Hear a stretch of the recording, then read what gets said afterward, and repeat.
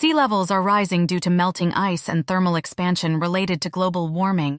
This trend may have consequences for life on Earth. Sea level rise is an increase in the level of the world's oceans due to the effects of global warming.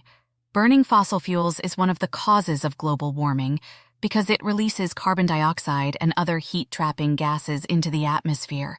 The oceans then absorb the majority of this heat. As water becomes warmer, it expands. This results in ocean levels rising worldwide. Land-based ice, such as glaciers and ice sheets, are greatly affected by global warming as well. These reserves of ice are located in places like Greenland and Antarctica. Typically, they experience melt during the warmer months of the year, and the ice is replenished in colder months.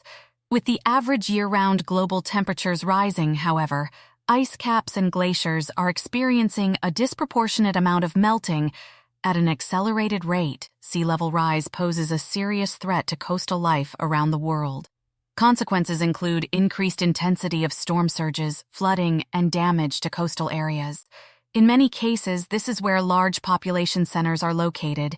In addition to fragile wildlife habitats, therefore, people may become displaced and will need to seek safer locations for their homes.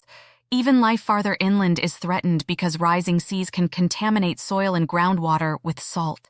Predicting how high the sea levels will rise is difficult. However, it is an issue that must be carefully monitored so coastal areas can be prepared for the consequences. With the results back from NASA's Jet Propulsion Lab satellites that monitor the sea levels around the globe, it has been determined that the oceans and seas' water is getting deeper each year. This is a pattern that is not quickly stabilized or reversed, so the water will slowly rise, overtaking coastal cities and towns. In the long run, sea level rise flooding is no longer an if question, but now a when question.